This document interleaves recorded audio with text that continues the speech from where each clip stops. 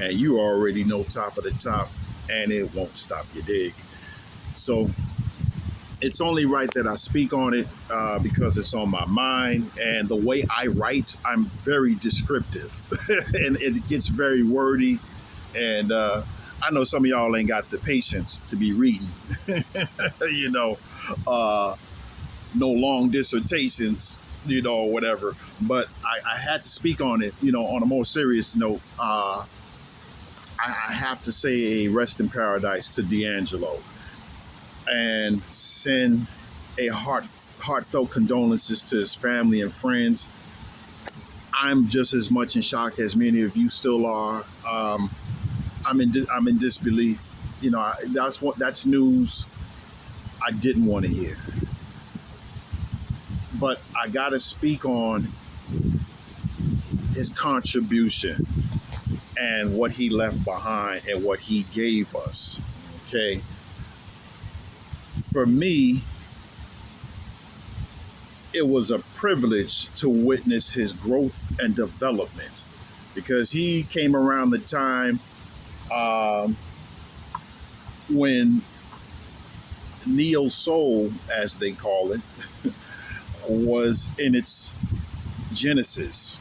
Okay, and it was coming out of what they used to call acid jazz. Yeah, I'm gonna speak on it today because I can. You know what I'm saying? So many of you that weren't around longer than, yesterday's dinner, last night's dinner, probably don't know what acid jazz is. Well, let me break it down for you. In terms of acid jazz, it was an extension of the rare groove movement. And we're talking late 80s, early 90s, okay? 87, 88, 89, where you had a lot of artists that were keeping what I like to call traditional soul music in the sense of modern soul, okay? Because soul music goes on various levels, and that's a whole other chapter I'm going to cover one day. But in terms of modern soul and jazz fusion, I'm going back to 75, 70, 74 even.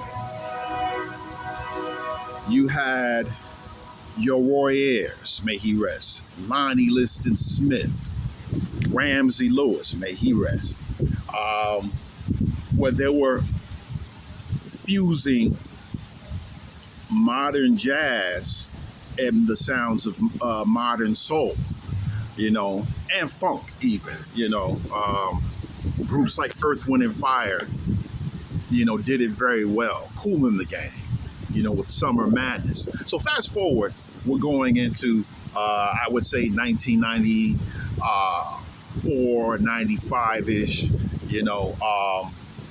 that was when D'Angelo, if my memory serves me correct, was arriving on the scene, okay? And it was coming out of the acid jazz period, going into what they call neo soul. Now, I'm hearing a lot of chatter online where people are saying basically that a lot of those artists, including D, did not necessarily like the title of neo soul. I always thought it was a funny title because it's like, it's nothing but modern soul, but because the whole neo, and that's a whole other chapter I'm gonna cover. The whole neo soul thing, it definitely was needed in terms of saving black music, because R&B was already doing its thing, but it was one dimensional. Okay, it started turning into, it started trying to mimic rap in a lot of ways. It started losing its identity, with the exception of many great artists that stuck to the traditional sound in terms of R&B and what they do, but it became stale. Okay, neo soul gave R&B and soul music that boost that it needed in terms of just reintroduction. Okay, but with neo soul, it's more instrumentation, it's more detailed. It's experimenting with sounds of the Mizell brothers, you know, Lonnie Liston Smith, and the other names that I mentioned earlier. So because it's an extension of the rare groove sound.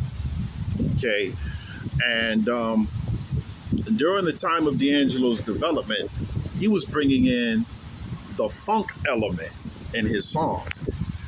And with him, he was able to, because if you ask, I'll break it down to you like this: with jazz artists, like stomp down real jazz artists like Miles Davis, Freddie Hubbard, who else? James Moody. I mean, we can go down the line. I could go down the list. You know what I'm saying? Especially Charlie Mingus. You could tell they weren't too flattered with the jazz tag. They said, "Hey, man, I'm an artist." You know what I'm saying? And it is what it is. There's no title to my style, and the whole concept of jazz and quote unquote neo soul were marketing strategies. And we have to accept that for what it is. That's the truth of the reality. And what D, in the same spirit of Miles Davis and, Freddie Hubbard and all those guys that I mentioned, he was going in a deeper place. The first album, Lady, Brown Sugar, was a soft introduction to where he was at, because I noticed a lot of people that were heavily into R&B, they took to the album right away, because he was bringing something back in terms of lyricism, arrangement, live musicianship, great writing, and so forth, back to the forefront. Now, when Voodoo comes around, that's when I entered the story in a sense, because I was privileged to be part of the Voodoo Project when I was a struggling, hungry intern at Virgin EMI. Good times, man. And this is going back to '98. I got to Virgin around about I think '98, at the beginning of the Voodoo Project. So I was there, boots to the ground, from campaigning to marketing, clearances and all that. Shout out to Corey, Alex, Jimmy, Michelle, everybody, like Jay, like everybody, anybody that I miss. Man, huge shout out. It was a fun ride, but very memorable. That project was special, and I'll share with you a quick story. I remember we were calling. They were making calls in terms of, getting the tour stuff together. I think the tour was being already in motion, but for LA, his first run was in terms of the West Coast dates, I think was at the House of Blues. And I remember somebody was like calling over there to find out, because the tickets just went on sale at the box office. So we were trying to secure something with the House of Blues directly, in terms of making sure box seats and VIP and all that was ready. And they caught wind that the tickets went on sale within the first 10 minutes, right? They were sold out in 5 minutes. That's how serious he was. That's how real it was. It was a movement, literally. And I was like, damn. And this was before, if I remember correctly, this was before Untitled came out, the video. I remember that was a huge deal. Oh, man. Listen, that brother clearly didn't make that song for us brothers. That was clearly for the ladies. But nevertheless, we say, hey man, let them have a moment. You know what I'm saying? We got the other songs on there. We got Devil's Pie and all that. Spanish joint. But we say, yeah, we gotta let them have Untitled. And the ladies was everybody at the office was talking about that video almost every day, like in the beginning. Behind the scenes. So by the time it got to general public, I already knew what it was, what it's gonna look like, But that was like special moments, being a part of that, and an artist of his caliber, you're just not gonna find, and he's gonna be greatly missed. And if anything, to all the radio stations out there, I expect you to do the right thing. I know some of y'all are lacking in a lot of things. You know what I'm saying?